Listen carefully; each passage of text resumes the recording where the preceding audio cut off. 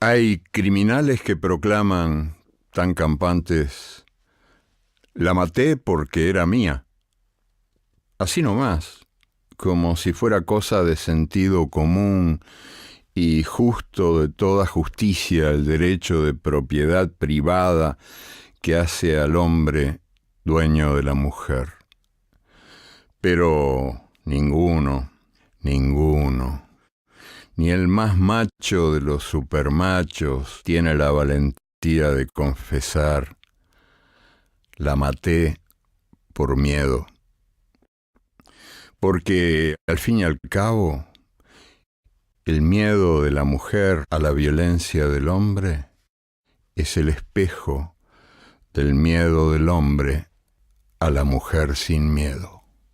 La golpeó,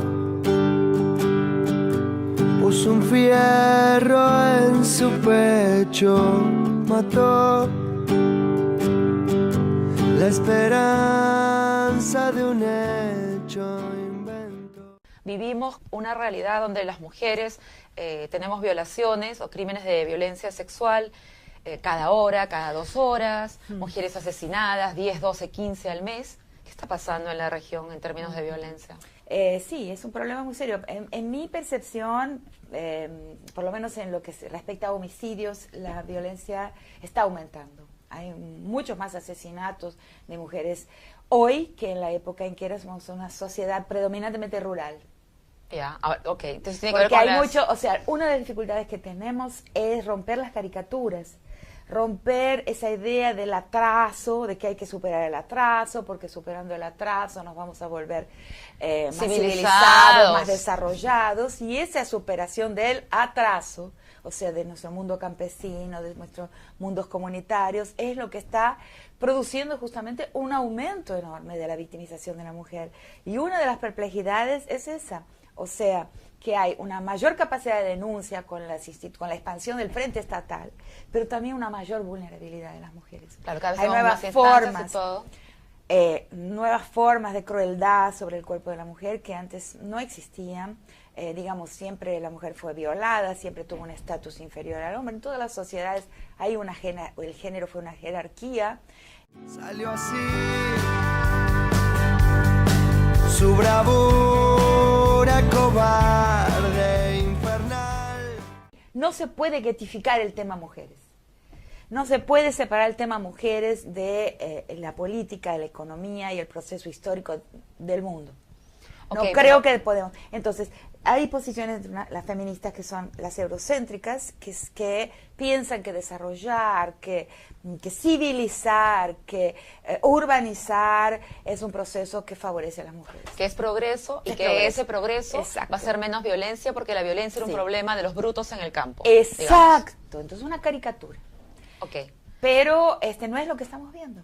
O sea, el aumento de los homicidios de mujeres no está alcanzando todavía, naturalmente los hombres mueren mucho más de muerte matada, pero está progresando, o sea, los números de los homicidios de hombres están aumentando en un paso más lento que los números de los homicidios de mujeres. Ya, y en este mirar, por ejemplo, en esta situación de violencia, donde efectivamente todavía los hombres mueren más que nosotras, pero como tú dices, porque son asesinados por otras razones, por sus construcciones de cómo viven la masculinidad, porque se exponen más al peligro, porque beben más, qué sé yo, salen borrachos en el auto, se matan entre ellos. Sí, son guerreros. ¿No es cierto? Son guerreros fundamentalmente. Y en el caso de las mujeres, morimos fundamentalmente todavía a manos de otros hombres. Sí, hombres. La mujer muere matada por hombres. ¿No? Es rarísimo un caso de una mujer asesinada por una mujer.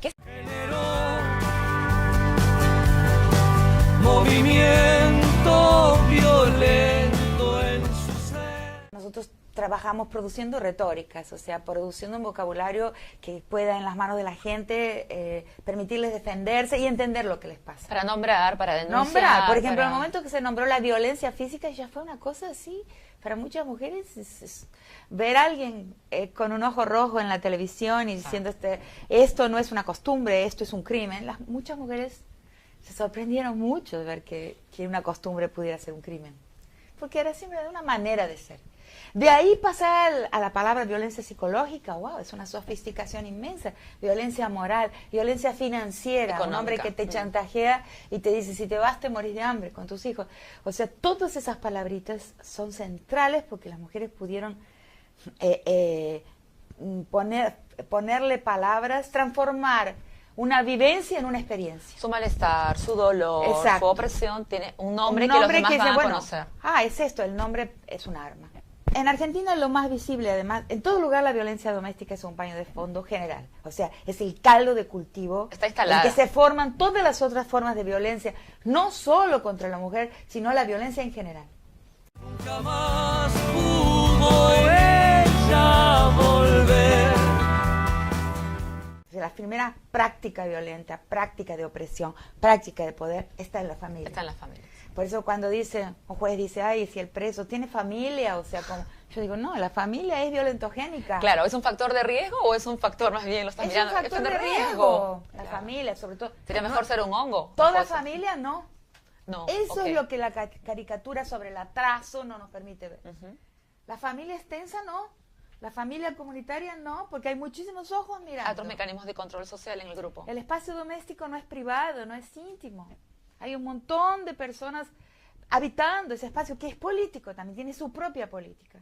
Cuando se nucleariza la familia, que es la modernidad, que es el desarrollo, que es el progreso, que es la urbanización, que es la democracia, que ha trabajado a sangre y fierro desde el principio del siglo XX en nuestras sociedades para producir una conjugalidad moderna, y en el mundo árabe, ¿no? Hay muchas teóricas que hablan también de eso, que es igual para el mundo latinoamericano. O sea, la familia conyugal bonitiña, Esa, higiénica, mamá, papá, nené. Entonces, esta es la familia civilizada. Ahí la mujer muere entre cuatro paredes encerrada, encapsulada, y no puede defenderse, porque no está más aquel medio plenamente político y público que era la vida doméstica en el mundo comunitario. O sea, que nos cuentan un cuento con el desarrollo, que ese desarrollo trae consigo esa nuclearización y privatización de la vida de las mujeres. Cuando la vida de las mujeres se privatiza y se vuelve íntima, eso se transforma en un problema particular. No, eso es un problema particular, ahí morimos. Ahí nadie nos puede defender. Fue el silencio en esencia. Pero sin embargo, en términos de estructura y de Estado, más bien lo que se ha logrado en los últimos años es que el espacio privado deje de ser privado y que el Estado sí pueda intervenir en situaciones de violencia. Pero llega después. Es un discurso falso. Ujú. Ahí está. Entonces tenemos que pensar, hay una cosa que las mujeres feministas no estamos haciendo. Las juristas han criticado la ley formal, digamos, ¿no? La ley que declara la igualdad formal entre mujeres y hombres. Muchas juristas extraordinarias, ¿no? Como Carol Pateman y otras, o sea, que han dicho, hay algo falso en la ley, porque esa declaración formal de la igualdad está, digamos, erosionada, está boicoteada por un orden que es anterior a la ley. Claro, parte Y de que un supuesto que no la es. igualdad. Esa igualdad no es posible porque en la intimidad no es posible. Será posible en la ley, pero no en la vida sentimental, en las relaciones interpersonales, afectivas, sentimentales. Esa igualdad no es posible. Siempre al viento le toca un adiós. La idea de un crimen sexual como que tergiversa lo que realmente está pasando ahí y reproduce esa idea de que la intención es sexual. Cuando vos dices que la intención no es sexual, estás queriendo decir que la intención no fue un arrebato de locura, de deseo. Claro, no, un arrebato puede ser, pero no de deseo. No de deseo. O sea, o no de un deseo de placer. No la libido, no. Sí, no es Ya. un deseo de satisfacción sexual. Es un deseo de poder. De poder. Que no son la misma cosa, pero poder, en nuestro mundo sobre todo, que es en el mundo marcado por la modernidad, por la colonización, hay son intervenidos y contaminadas las ideas de poder y de deseo. poder, deseo, pornografía, mirada pornográfica, objetificación del cuerpo, son cosas que son de un mundo muy moderno, muy postcolonial, vamos a decir, muy después de la conquista y la colonización. Y para Europa y O sea, para no son nosotros, para atávicas todos. como se nos dice en nuestras De sociedades. ninguna forma, Ok. de ninguna forma. Soy absolutamente convencida de que el ojo indígena no es pornográfico. Como el ojo japonés, de las pinturas eróticas japonesas del siglo XVI, de Utamaro, por ejemplo, o como el Kama Sutra hindú, que hoy lo leemos como pornografía. Cuando uno entiende la historia, de la sexualidad, percibe la diferencia entre el erotismo y la pornografía. Y entre Entonces, y entre entonces, con esos el crímenes pornográficos son crímenes de poder, de apropiación, de rapiña. Por eso en inglés rape tiene la misma raíz etimológica que rapiña. Rapiña. Eso es muy interesante, ¿no? En nosotros la palabra violación o en portugués estupro ya no tienen esa raíz, pero mencionar que rape es rapiña es muy importante. Y cuando tú dices que son crímenes de poder, Y- ¿qué es lo que se quiere? Claro, en eso todo es un crimen caso, de soberanía, o sea, donde ¿qué el quieres cuerpo mostrar que detentas? en mi percepción, el cuerpo de mi modelo analítico, ¿no? En mi modelización de la violencia, porque sí pienso que en el caso de la violencia podemos modelizar como los científicos duros para entender. Es un caso muy especial del lenguaje, es casi una lingüística. Ya. Puso amor a la vida, a ella misma, el dolor. El cuerpo tiene una gran afinidad con lo territorio, con el territorio, con lo territorial. Entonces el acceso al cuerpo es un acceso territorial, el dominio del cuerpo es un dominio sobre un territorio. El último territorio del sujeto es su propio cuerpo. Y entonces ese acceso a ese cuerpo es esa rapiña de ese cuerpo, que es lo que es la violación. Que es un cuerpo femenino O feminizado. o feminizado. O sea, está en la posición de la feminidad, ante el lente de una cámara, como en los grandes programas de audiencia. Esa posición del cuerpo es, sobre todo, no conozco en Perú, pero Tinelli en Argentina es paradigmático de la rapiña del cuerpo por el ojo de la cámara. Y también lo feminista. Y cualquier cuerpo términos está de- femenino, puede está ser feminizado. puede ser inmensamente Masculino. musculoso, pero está en la posición femenina. Ok. ¿No? Entonces es un tema de posiciones y de relaciones. Es de dependiendo- relación entre posiciones. Entonces, básicamente, cuando ese cuerpo es rapiñado, es reducido, es robado, es anexado, hay ahí un discurso de soberanía, hay un discurso de poder, hay un discurso de dominación. El problema tiene solución. Pero Permanente. Si hay un patriarcado previo a la llegada.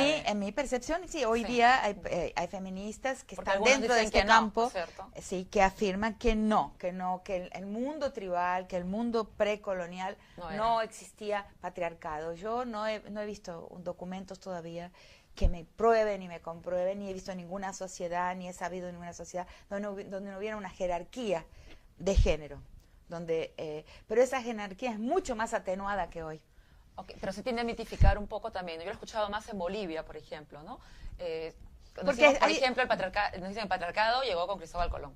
Antes no había eso. Sí, esos son algunas autoras que Había han... otro tipo de... Sí, había relaciones de había poder también, relaciones y de jerarquías. poder. Sí fue la primera clase, las mujeres.